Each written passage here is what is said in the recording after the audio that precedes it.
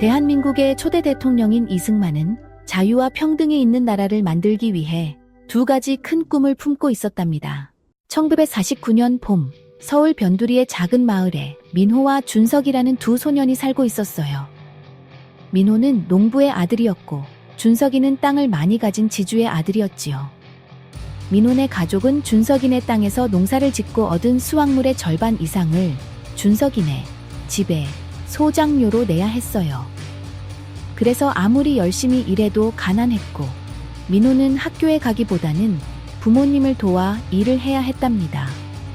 반면 준석이는 좋은 옷을 입고 서울의 좋은 학교에 다녔어요. 두 소년의 삶은 너무나 달랐지요. 어느 날 민호는 마을 광장에 붙은 큰 포스터를 보게 되었어요. 포스터에는 농지개혁, 농사 짓는 사람이 땅의 주인이 됩니다 라고 적혀 있었지요. 이게 무슨 뜻이지? 바로 그때 마을 어르신이 다가와 이야기해 주셨어요.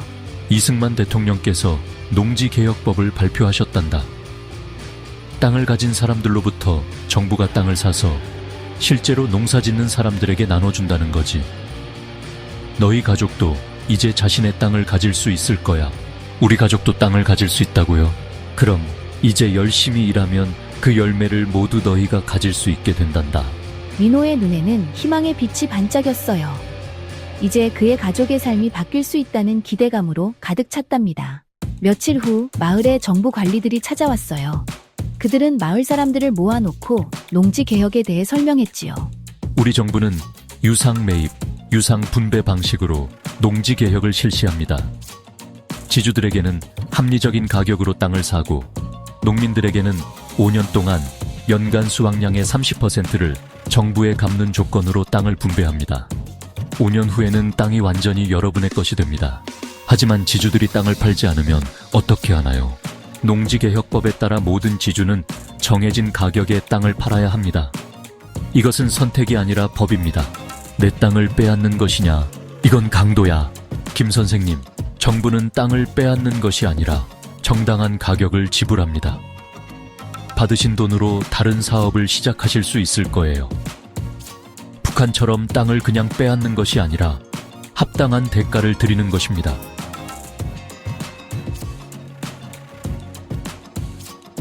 준석이는 아버지가 화를 내는 모습을 보며 혼란스러웠어요. 집에 돌아와 아버지에게 물었죠. 아버지, 우리 땅을 다 빼앗기는 건가요? 준석아, 세상이 변하고 있단다. 우리가 가진 땅은 많지만 그것을 직접 농사짓지는 않지. 실제로 농사짓는 사람들에게 땅이 돌아가는 것이 공정할 수도 있어. 게다가 정부가 보상금을 주겠다고 하니 우리는 그 돈으로 새로운 일을 시작할 수 있을 거야. 어떤 일인데요, 아버지? 공장을 세우거나 상점을 열 수 있지. 지금처럼 소장료만 받고 사는 게 아니라 직접 일을 해서 돈을 벌 수 있단다. 농지개혁이 진행되던 중 국회에서는 치열한 논쟁이 벌어지고 있었어요. 대통령 각하, 이런 농지개혁은 헌법에 보장된 국민의 재산권을 침해하는 위헌적 발상입니다. 지주들을 통한 대규모 농업이 더 효율적입니다. 소작농들에게 작은 땅을 나눠주면 오히려 농업 생산성이 떨어질 것입니다. 우리나라의 발전은 극소수의 지주가 아닌 모든 국민이 골고루 잘 사는 데서 시작됩니다. 우리는 북한처럼 폭력적으로 토지를 빼앗는 것이 아니라 정당한 보상을 통해 공정하게 토지를 재분배하는 것입니다. 이승만의 단호한 의지와 국민들의 지지 덕분에 농지개혁법은 결국 국회를 통과했고 대한민국의 농촌은 새로운 시대를 맞이하게 되었답니다.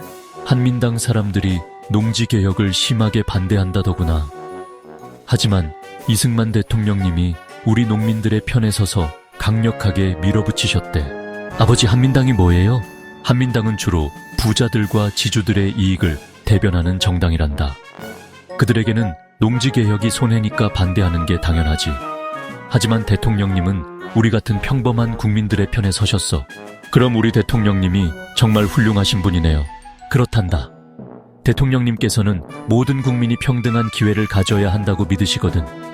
이것이 진정한 자유민주주의란다.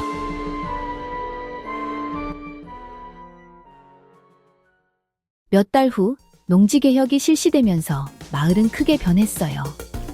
민혼의 가족은 그동안 농사짓던 땅의 주인이 되었고 수확물의 일부를 정부에 갚기로 했지만 예전처럼 절반 이상을 소작료로 내지 않아도 되었기 때문에 생활이 훨씬 나아졌답니다. 그래, 이제 우리는 열심히 일한 만큼 더 많이 가질 수 있게 되었단다. 너도 이제 학교에 다닐 수 있을 거야.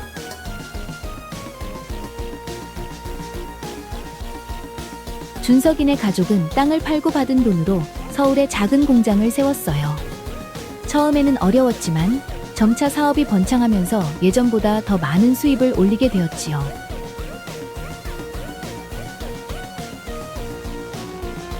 어느 날 서울에서 공부하던 준석이가 방학을 맞아 고향을 찾았어요. 그는 학교에 다니게 된 민호를 만났지요. 민호야, 오랜만이다. 학교 다닌다면서?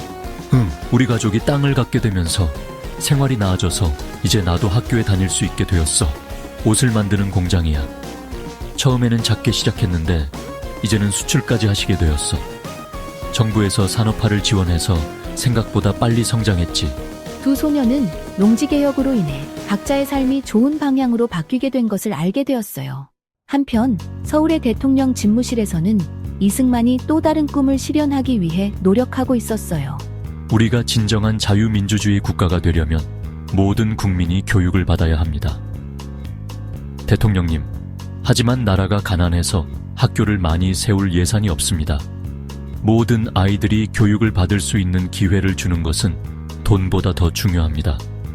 국가의 미래는 교육에 달려 있습니다. 우리는 반드시 의무 교육 제도를 실시해야 합니다. 하지만 귀족이 아닌 농민의 자녀나 여자아이들도 모두 학교에 보내야 한다고요? 물론입니다. 양반이든 농민이든 남자든 여자든 관계없이 모든 아이들이 교육을 받아야 합니다. 그것이 진정한 평등입니다. 마을의 의무교육 소식이 전해지자 많은 부모들이 놀라워했어요. 여자아이도 학교에 보내야 한다고? 네, 모든 아이들이 학교에 가야 한다네. 정부에서 그렇게 결정했어. 민호의 여동생 수민이도 학교에 갈 수 있게 되었어요. 수민이는 너무 기뻐 펄쩍 뛰었지요. 오빠, 나도 이제 학교에 갈 수 있어. 그래, 수민아. 우리 모두 배움의 기회를 갖게 되었어. 대통령님께서 모든 아이들이 교육을 받아야 한다고 하셨대. 여러분, 이승만 대통령님은 우리나라가 교육을 통해 위대한 나라가 될 것이라고 믿으십니다. 우리나라는 지금 가난하고 어렵지만 열심히 배우면 반드시 발전할 것입니다. 아이들은 선생님의 말씀을 듣고 꿈과 희망을 품게 되었어요.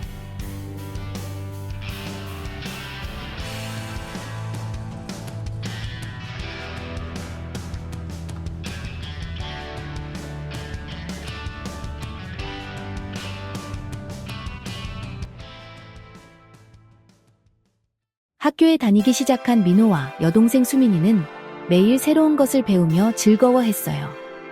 어느 날 선생님께서는 특별한 수업을 준비하셨답니다. 여러분, 오늘은 우리나라의 소중함에 대해 이야기해 보겠습니다. 교실 앞에는 태극기와 함께 한반도 지도가 걸려 있었어요. 여기 38선을 기준으로 위쪽은 북한, 아래쪽은 우리 대한민국입니다. 북한은 공산주의 국가로 모든 것이 국가의 것이며 개인의 자유가 없어요. 하지만 우리 대한민국은 자유민주주의 국가로 개인의 자유와 권리가 존중됩니다. 북한에서는 개인의 재산을 가질 수 없고 정부가 모든 것을 통제합니다. 농민들은 자기 땅이 없이 국가의 농장에서 일해야 하며 열심히 일해도 충분한 보상을 받지 못해요. 선생님, 그럼 우리처럼 토지개혁을 해서 농민들에게 땅을 나눠주지 않았나요? 아니란다, 민호야. 북한은 지주들의 땅을 그냥 빼앗았어. 보상도 없이 말이지. 그리고 그 땅을 개인에게 주는 것이 아니라 국가가 가져갔단다. 그래서 북한 농민들은 자기 땅에서 농사를 짓는 것이 아니라 국가의 명령에 따라 국가 땅에서 일하는 거란다. 그뿐만 아니라 북한에서는 우리처럼 자유롭게 말하거나 생각할 수도 없어요. 정부에 반대하는 말을 하면 큰 벌을 받거나 감옥에 가게 됩니다. 정말 무서운 곳이네요. 그래서 이승만 대통령님께서는 우리나라가 북한처럼 되지 않도록 자유민주주의의 가치를 지키는 것이 매우 중요하다고 강조하십니다. 여러분이 자유롭게 공부하고 말하고 꿈을 키울 수 있는 것이 얼마나 소중한 권리인지 알아야 해요. 수업이 끝난 후 선생님은 아이들에게 자유의 소중함이라는 주제로 그림을 그리게 했어요. 민호는 푸른 하늘 아래 자신의 가족이 밭에서 일하는 모습을 그렸고 그림 위에 큰 글씨로 우리 땅, 우리의 자유라고 썼답니다. 하굣길에 민호와 수민이는 오늘 배운 것에 대해 이야기했어요. 오빠, 우리가 정말 행운이구나. 대한민국에 태어나서. 그래, 수민아. 우리는 자유가 있고 열심히 일하면 그 결실을 우리가 가질 수 있어. 이승만 대통령님 덕분에 우리는 북한처럼 되지 않았어. 저녁 식사 시간에 민호는 부모님께 학교에서 배운 내용을 열심히 설명했어요. 아버지, 우리가 지금 땅을 갖게 된 것도 학교에 다닐 수 있는 것도 다 우리나라가 자유민주주의 국가이기 때문이래요. 맞다, 민호야. 그리고 우리의 자유는 공짜로 얻어진 것이 아니란다. 많은 분들이 목숨을 바쳐 지켜낸 소중한 가치지. 그걸 절대 잊지 말아야 한다. 네, 아버지.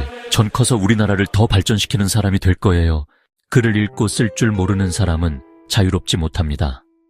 모든 국민이 글을 읽고 쓸 수 있어야 진정한 민주주의가 가능합니다.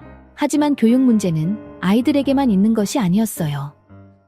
많은 어른들, 특히 농촌에 사는 어른들은 글을 읽고 쓸 줄 몰랐답니다. 마을마다 야학이 생겨났고 낮에는 일하고 밤에는 공부하는 어른들로 교실이 가득 찼어요. 민호의 부모님도 야학에 다니게 되었어요. 아버지, 숙제는 다 하셨어요. 하하, 이제 너희들이 우리에게 숙제를 검사하는구나. 세상이 참 많이 변했구나. 정말 좋구나. 이제 신문도 읽을 수 있고 시장에 가서 물건값도 스스로 확인할 수 있어. 글을 읽을 수 있다는 건 정말 큰 자유를 얻은 것 같아. 이승만은 국내 교육뿐만 아니라 한국 학생들이 해외에서 선진 기술과 지식을 배우기를 원했어요. 특히 미국으로 많은 학생들을 보내는데 힘썼지요. 우리 젊은이들이 세계 최고의 교육을 받고 돌아와 나라 발전에 기여하기를 바랍니다. 그래서 그의 11년 6개월 집권 기간 동안 약 2만 명의 학생들이 미국으로 유학을 갈 수 있었답니다. 그 유학생 중 한 명은 훗날 대통령이 된 박정희였고 많은 유학생들이 귀국 후 한국의 발전에 큰 역할을 했지요. 세월이 흘러 1960년대 민호와 준석이는 어른이 되었어요. 민호는 대학에서 농업을 공부하고 고향으로 돌아와 현대적인 농업 기술을 도입했어요. 그의 농장은 마을에서 가장 생산성이 높은 곳이 되었지요. 준석이는 아버지의 공장을 이어받아 더 크게 키워서 수출 기업으로 성장시켰어요. 그의 공장은 많은 사람들에게 일자리를 제공했답니다. 민호야, 정말 오랜만이다. 어떻게 지내?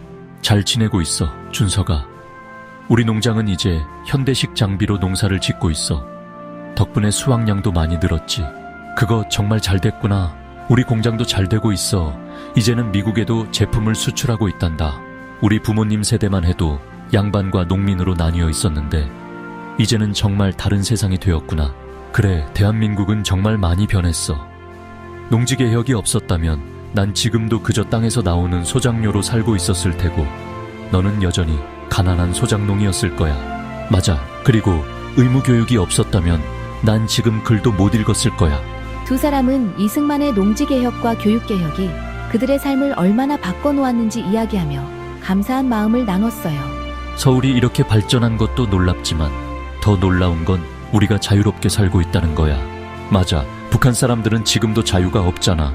우리는 정말 행운이야. 우리의 자녀들에게도 이승만 대통령님의 업적과 자유민주주의의 소중함을 꼭 가르쳐야겠어. 두 사람은 대한민국의 미래가 더욱 밝을 것이라는 희망을 품으며 헤어졌어요. 이승만 대통령의 두 가지 꿈, 토지개혁과 교육개혁 덕분에 대한민국은 자유롭고 평등한 나라로 발전할 수 있었답니다. 대한민국은 어려운 시절을 이겨내고 세계가 놀랄 만큼 빠르게 성장했어요. 이것은 모두 자유민주주의 가치를 소중히 여기고 교육을 통해 인재를 키우며 개인의 노력을 존중하는 나라였기 때문입니다. 그리고 지금도 우리는 이 소중한 가치를 지키며 더 좋은 나라를 만들어가고 있답니다.